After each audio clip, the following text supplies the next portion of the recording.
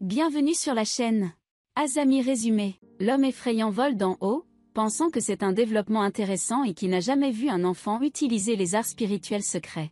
Plus tard dans la nuit, Célia va rencontrer le directeur, mais l'entend converser avec les parents du gamin. Le directeur comprend que Ryo n'a probablement rien fait de mal, mais décide de rejeter tout le blâme sur Ryo pour sauver la réputation de la famille royale même si elle l'accuse à tort. La nuit, Célia s'inquiète de ne plus jamais revoir Ryo, mais il frappe à sa porte et vient se faufiler. Célia court vers lui, le serre dans ses bras et lui dit à quel point elle était inquiète pour lui.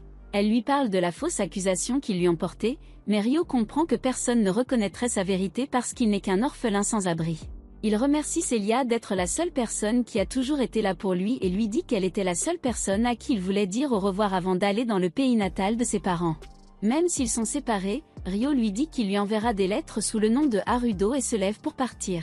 Célia lui demande s'ils se reverront, et il lui dit qu'il reviendra certainement pour elle. Elle lui propose un bon voyage et pleure en attendant patiemment toutes ses lettres. Au cours de cette nuit, le père du gosse ordonne à une fille appelée Latifa de trouver Ryo et de le tuer, peu importe à quelle distance il se trouve. Ryo se précipite à travers le pays à des vitesses incroyables et saute par-dessus tous les monstres qui se dressent sur son chemin. Après 3 jours de long voyage, il se rend au royaume de Galark où la nouvelle de son crime n'est pas encore parvenue. Une fille mystérieuse marche derrière lui, et il sent que quelque chose cloche dans cette ville. À l'intérieur de la ville, un chef lui demande s'il aimerait essayer l'une des pâtes inventées par Lislo, et Ryo se demande comment les pâtes sont passées de son monde à celui du même nom. Ryo paie pour un bol, goûte le plat, se demandant si cette personne est du même monde qu'Harudo. Après avoir demandé à la personne où il pourrait acheter plus de nouilles pendant son voyage, l'homme lui indique le siège de la guilde. Une femme de chambre s'approche de lui, se présentant comme là et s'occupant de tous ses besoins tout au long de la journée. Ryo envoie une lettre à Célia, lui disant qu'il ne pourra pas communiquer avec elle pendant un certain temps car il voyagera à travers les bois. Alors qu'il prend congé de la ville, la fille blonde appelle à Lislo, mais la lui dit de garder secrète sa véritable identité. Ryo continue de courir à travers la forêt jusqu'à ce qu'il trouve un enfant allongé au milieu. Il se penche pour s'assurer qu'elle va bien, mais elle se tourne vers lui et jette un croc empoisonné vers lui, le faisant presque perdre connaissance avant qu'il ne neutralise le poison. La fille chat se précipite vers lui à une vitesse aveuglante et il esquive à peine ses frappes tout en activant ses améliorations physiques. Sa vitesse se multiplie car elle enchante également sa capacité physique, et elle se lance vers lui avec son poignard, mais il continue de la faire tomber de lui et de l'esquiver. Il range son épée et utilise ses arts martiaux supérieurs pour la renverser à sa place, tenant son couteau contre son cou, mais elle se met à pleurer et lui dit qu'elle ne veut pas mourir.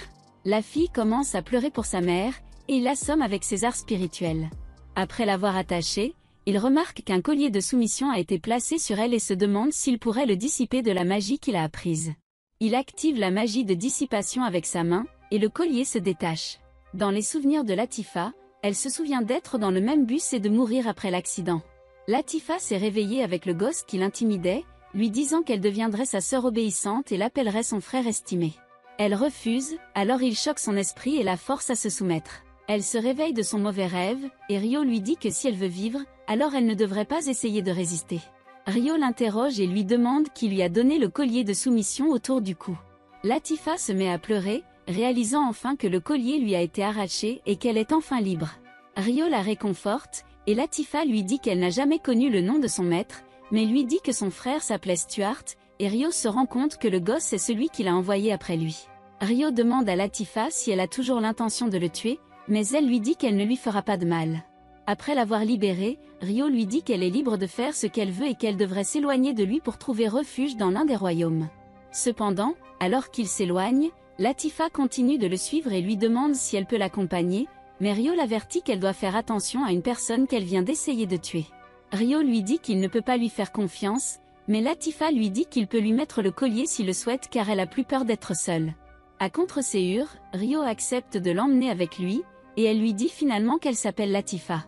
Ils se lancent dans leur aventure ensemble, et au bout d'un moment, Ryo cuisine les nouilles pour Latifa qui reconnaît cela comme des spaghettis. Il se demande comment elle a pu connaître l'autre nom des pâtes, et elle lui dit qu'elle en mangeait ou du moins c'est ce qu'elle pense. Après l'avoir entendu, Ryo se demande si Latifa est du même monde que Harudo, et quand elle pleure la nuit en suppliant de rentrer chez elle, Ryo l'entend dire qu'elle veut retourner à Tokyo, réalisant instantanément que cette fille doit être du même monde que Harudo. Il la réconforte pendant son sommeil, et elle se réveille à côté de lui, réalisant qu'il ressemble au gars qui était avec elle dans le bus. Après que Ryo se soit réveillé, elle lui demande si elle pouvait l'appeler Oni-chan, et Ryo est confus, mais décide qu'il l'autorisera si cela la réconfortera au moins un peu. Après quelques semaines de voyage, ils parviennent à se rendre à l'arbre géant que Ryo visait, mais Latifah ne peut pas le voir. Ils voyagent dans la forêt et passent la nuit dans le désert. Les cauchemars de Latifah lui font peur toute la nuit, alors Ryo utilise ses arts spirituels pour qu'elle se sente mieux une fois de plus. Mais après cela, un groupe de 3 filles vient dans leur cachette et commence à attaquer Ryo. Ils découvrent Latifah dormant avec des arts spirituels autour d'elle et supposent que Ryo l'a kidnappée. Sans rien écouter de ce qu'il dit, ils le retiennent et envoient un flux d'électricité qui l'assomme en un instant, l'emmenant comme leur prisonnier. Alors que Ryo flottait à l'intérieur de la dimension magique, il se demanda qui pouvait être la fille allongée devant lui, mais elle ne connaît pas non plus sa propre identité. Cependant, elle connaît la véritable identité de Ryo, disant que son vrai nom est Larudo.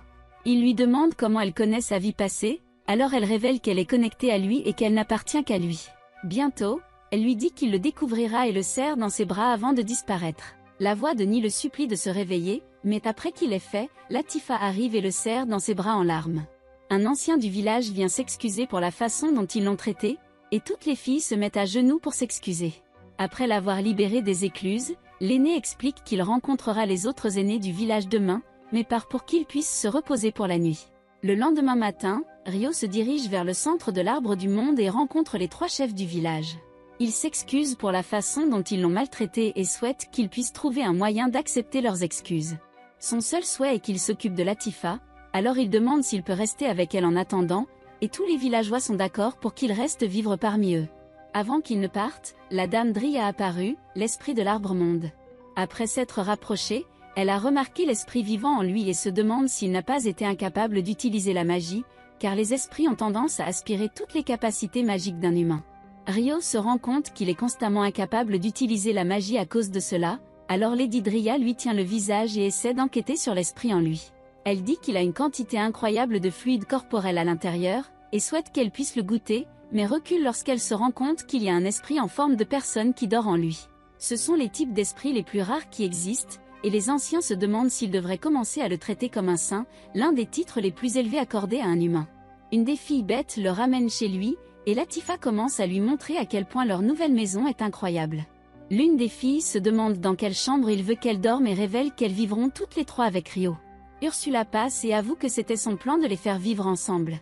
Après tout, cela l'aidera à en apprendre davantage sur les traditions de leur village, et pour Latifah, elle pourra se faire des amis proches qui pourront la surveiller.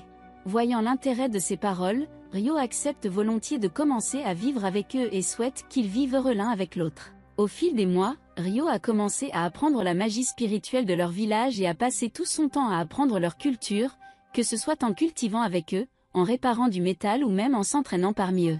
Les saisons ont commencé à passer jusqu'à ce qu'une année s'écoule avec eux vivant ensemble jusqu'à ce que le festival du Grand Esprit approche. La dame Dria sembla commencer le festival, mais au loin, un griffon transporta 2 hommes profondément dans la grotte d'un dragon. Ryo est revenu avec un œuf, disant au nouveau soldat qu'il portera 7 œufs pour que Ryo puisse continuer à piloter le griffon. Alors qu'il décollait, Ryo regarda au loin et vit un essaim de wyvernes voler derrière eux.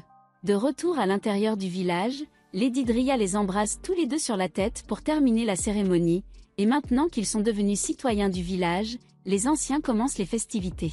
Alors que tout le monde mangeait, Ryo a réalisé pourquoi cet anime avait un genre de harem attaché, et les filles le supplient de pousser les lits ensemble après avoir bu du vinaigre de cidre de pomme. L'un d'eux leur dit que cela n'approfondira pas leur amitié avec Ryo, mais les filles disent qu'elles veulent que quelque chose d'autre s'approfondisse en elles. Après tout ce temps, ils ont l'impression qu'ils continuent de s'éloigner d'eux, ce qui choque Ryo qu'ils aient remarqué.